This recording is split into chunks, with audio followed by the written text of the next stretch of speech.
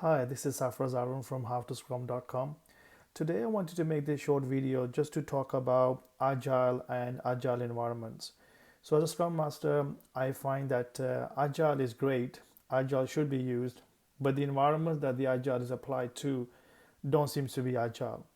So today I want to talk about what does it mean, what are the challenges to work in a non-Agile environment with the Agile principles.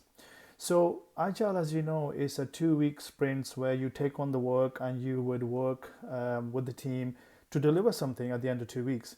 And at the end of it, you're going to demonstrate that work to the product owner and get a feedback.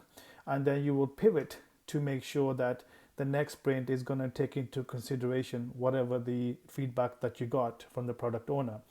Now, it is an iterative process to get to the final product. And so everything is put into 2 weeks sprint, and you don't really have much time. But the team that's working on it, the Scrum team, is dedicated because they have to be to do whatever they've been asked to do. They have to finish that in 2 weeks. So it is very tight. It is very aggressive, and that's why it's called a sprint. And you use Jira to track the progress of the work. Now, what does it mean if that is in a non-agile environment? And what do I mean by that? So, for example, if you were a Scrum team and you say, hey, Scrum Master, I have a blocker, I have an appendment, I can't seem to get access to the server, or I can't get access to the repository, the Bitbucket, or something is down from the pipeline. For example, the Nexus repository is down.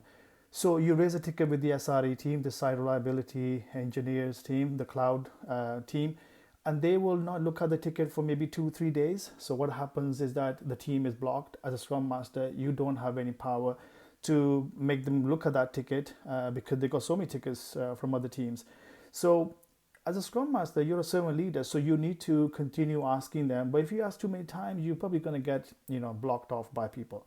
So you need to have processes in the organization where if it's an agile environment, something should not be taking 2-3 weeks to acknowledge and take care of, because as I said, the work is only 2 weeks. So if the ticket gets looked at in a week's time and gets executed in 2 weeks' time, then the whole sprint is finished. So the team gets frustrated, they don't deliver anything, there is nothing to demonstrate to the product owner. So the impact is compounding. So what I'm saying is you need to make sure the environment that the agile is being applied to has to be agile centric. So by that I mean the teams has to be kind of co-located if possible. You also have to have, for example, the kind of processes to take care of making sure that they don't take 2 weeks to finish. They picked up in a reasonable manner. At the same time, the management must have their buy-in to say that this is agile-centric environment. If something takes, I don't know, 2 weeks, 3 weeks in the past, we have to make it faster because this is how the agile works. So the management buy-in has to be number one.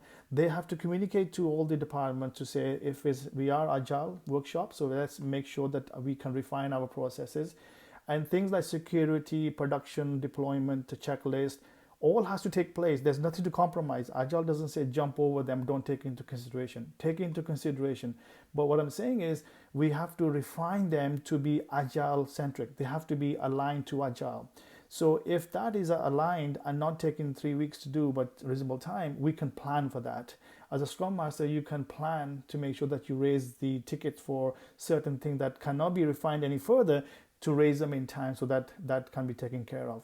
So to summarize, to have a successful agile workshop, you need to make sure that the agile environment, the environment that you're working in, is agile centric. That means the management must have a buy-in.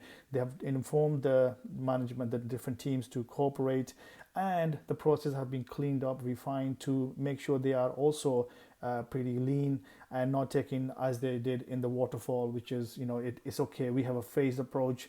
By the time you get to testing, you'll do that. So you have to make sure that the environment is also agile centric. I hope that was useful reminder for all of us, and I'll continue making these short kind of nuggets of information so that we can all benefit from that. Thank you, and thank you for watching.